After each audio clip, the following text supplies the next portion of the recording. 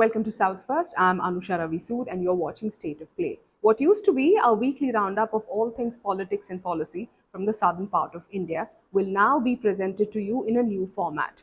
Following our readers, the feedback from our viewers, we hope to bring to you an episode of State of Play every weekday henceforth. But this episode of State of Play is going to be different from our usual analysis of politics, at least politics in the conventional sense. Before I speak more about the topic of State of Play this week, it is important to remember that after the Pahalgam attack, we as a country stand united not just to mourn the innocent lives that were lost, but also to demand action to put in place measures to ensure another dastardly terror attack like this never takes place on Indian soil. At the same time, we stand with the Union government in all decision it takes to protect the interests of Indians and the Indian soil from attacks from within and outside. At the same time, it is also important for us to know that as a democratic country, we need to ask questions. We need to hold people accountable. We need to ask, did we fail to allow such a huge tragedy to take place on Indian soil? And what is it that we need to do now to ensure that something like this never happens? Asking question does not make one a traitor. Seeking accountability is not treason. In an elected government, nobody is above question. India has descended into shameful depths of hate. We as a society have been seeing this hate publicly being spewed illogically against all and anybody over the years. But post the Pahalgam attack, this has become sharper. This hate spares none and manifests itself in various means and ways. While terrorism, fueled by hatred for another religion, for another ideology, hatred for human beings as a whole, using religion as an excuse to kill innocent lives, are claiming fellow Indians, hatred in the form of abuses, relentless attacks is going after victims of Pahalgam attack. This hate that manifests itself in various ways spares none. It doesn't spare the Hindu tourists who were vacationing with their families when they were singled out and killed, shot at point blank, simply for being Hindus by Islamist terrorists in Kashmir's Pahalgam. The same hate did not also spare a Christian man who wanted to hide from bullets that were flying from the guns of these terrorists. This hate did not spare a Kashmiri Muslim man who tried to save tourists from a terror attack. The same hate also being spread in the name of religion is not sparing the victims of the same terror attack. The first chilling image of the Pahalgam tragedy came to most of us in the form of a photograph. We saw the wife of Lieutenant Vinay Narwal sitting, rather kneeling, beside his dead body barely minutes after terrorists had gunned down 26 innocent lives in Kashmir's Pahalgam. The photo was that of Himanshi Narwal. Barely married a few days ago, the couple were in Kashmir to celebrate the very first moments of their married life. It was cut short because of religious terror. Barely hours later, a Ghibli style image of the same spine chilling photograph was posted by none other than the BJP's Chhattisgarh unit, drawing severe flack. How could a ruling party indulge in such insensitive post? That was the question several people raised, and rightly so. Not only was this post being insensitive by animating a tragic picture, being insensitive to the horror that was taking place in Pahalgam, or the tragedy that the families were going through, or the mourning that the entire country was going through, it was also peddling a divisive narrative. Exactly what terrorists wanted or intended in the first place, to create divisions within Indians. In a matter of hours, the Pahalgam terror attack, an attack on Indian soil, an attack on Indians, was reduced to a Hindu Muslim narrative by several social media handles, especially those aligned with the right wing. What was or what should still be seen as an attack on Indians was being presented, peddled as a Hindu Muslim issue with hatred directed towards Kashmiris and Indian Muslims. The hurt, the pain, the sorrow, the loss, the tragedy of families that lost their loved ones in this terror attack, including that picture of Himanshi Narwal, were used as tools to perpetuate this Hindu versus Muslim narrative at a time when the country should have stood together, united, to show that despite the horror, the violence, the gory tragedy being inflicted on us, India was standing together as a united country beyond identities of caste, religion, creed, community. 26 innocent lives lost. Testimonials of family members and survivors of the Pahalgam attack gave us details of how horribly this incident of terror attack unfolded on Indian soil. Very soon, survivors also spoke about, recounted what exactly happened before, during, and after the terror attack. Several of these accounts included how terrorists singled out Hindus, or rather non Muslims, targeted and shot them dead point blank. Several of these testimonials also spoke about how the local Kashmiris later helped, sheltered tourists who were in the valley right after the terror attack. Several of these testimonials also extended to how there was no security agency, security personnel deployed in this very popular, very crowded tourist spot. Testimonials also raised questions as to why security measures were not put in place. Testimonials also raised questions on security and intelligence failure.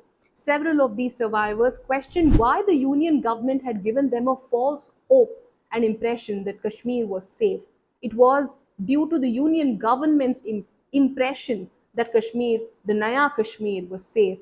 Did they feel that they would go have a good time, vacation there with their families, peacefully, safely, and return? All of these testimonials were reduced to just one single point agenda: peddling hate against India's minority Muslim community, using the Pahalgam incident to wedge a divide between Hindus and Muslims.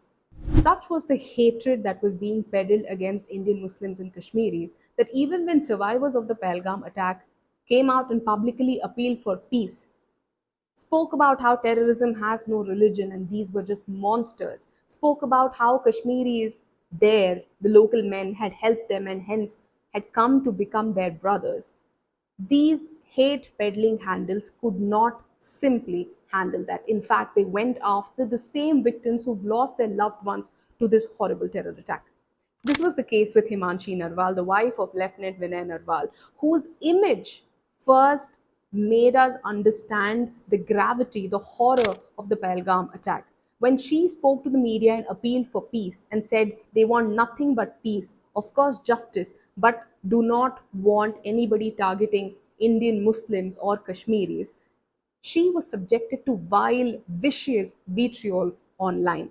The same handles that had used her image to justify their peddling of hate against Indian Muslims and Kashmiris had turned against her, had turned on her. The kind of comments that were being thrown at her, excessively vile, slut shaming her, calling her various names that are not fit for a decent public dialogue. So much hatred being thrown at a person for appealing for peace. This was the same case with Arati, the daughter of Ramachandran, a native of Kochi, who was gunned down by terrorists in Pahalgam for simply being a non Muslim. Arati, with her twins, ran down to save her life. People who helped her ultimately were two Kashmiri Muslim men. While speaking to the media, Aarti spoke about how she had found two brothers in Kashmir. This statement of hers came under severe attack by the Indian right wing, who then had questions about the jewelry she was wearing, about how she did not look sad enough, about how her statements were doing injustice to her slain father. Here is a country that is teaching women how to grieve their loved ones.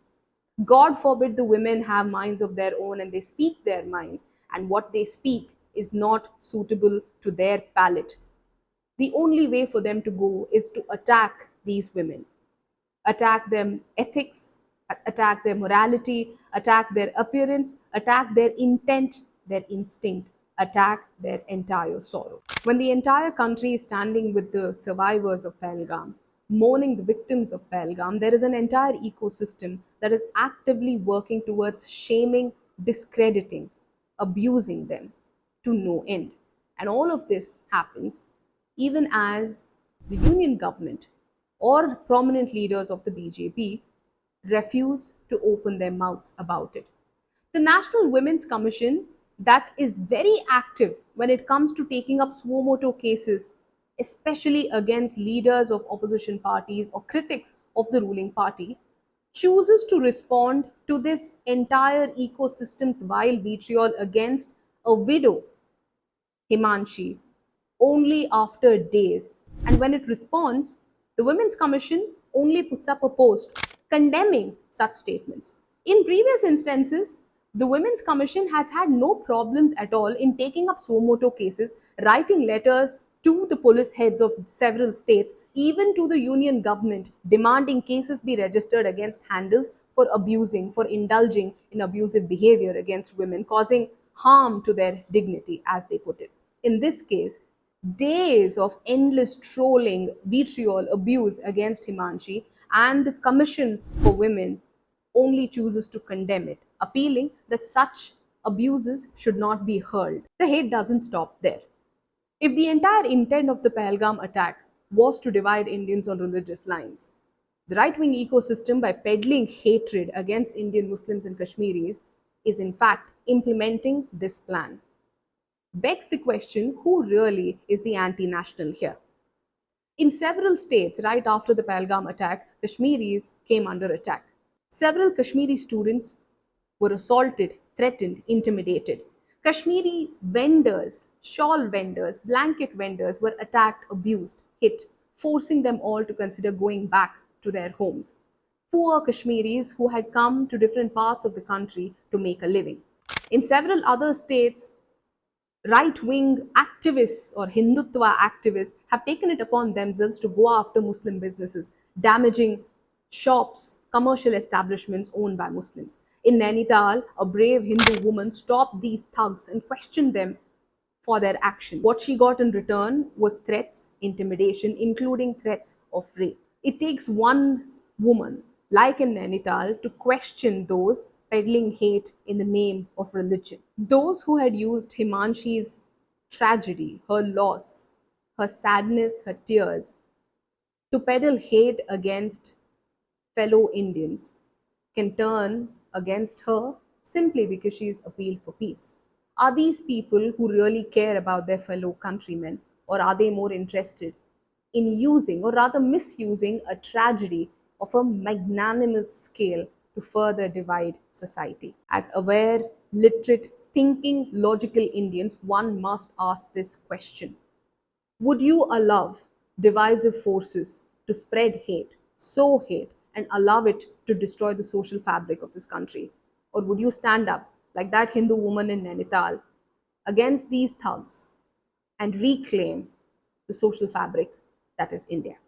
In an increasingly polarized society we live in, it has become extremely easy to give a communal spin to all and every incident. What could have just been a civil dispute, a skirmish, is very quickly given a communal color if parties involved in that situation or incident are from different communities. Any incident of crime is also easily given a communal color, making it a Hindu Muslim agenda. Take, for example, the brutal, gruesome murder of a rowdy sheeter in Karnataka, Suhas Shetty. A person who is accused of murder, Suhas Shetty, was hacked to death by a gang of assailants. Later, 8 of them were arrested. Hindus and Muslims both were accused in this case. A gang of assailants hacked him to death in full public view. The logical question to ask the Karnataka government is, what is it doing to ensure the safety and security of its citizens? Why has law and order deteriorated to such an extent that these miscreants do not have the fear of the police or the law or government when they hack a person to death. It doesn't matter what Suhas Shetty's history or antecedents or criminal charge sheet against him are. What matters is that a person was hacked to death in full public view, and a state needs to answer for law and order. However, that was not the question that was raised. The question that was raised is how Suhas Shetty, a Hindu leader, a Hindutva activist, was hacked to death by alleged jihadi elements. It's a different matter that when the probe concluded, it showed that a gang of 8 people, of whom 2 were Hindus, hacked Suhas Shetty to death in retaliation. Suhas was accused in a murder case of Fazil that had taken place by barely days after the Praveen Netaru murder case in Karnataka. Polarization is allowed to thrive because it gives political dividends to parties that indulge in politics of extremism, irrespective of their ideology. But the question that we need to ask right now is if we will succumb to such hatred or stand up to this peddling divisive forces, just like that Hindu woman in Nainital did. Thank you for watching State of Play. We'll come back to you with yet another topic on a different episode. Thank you.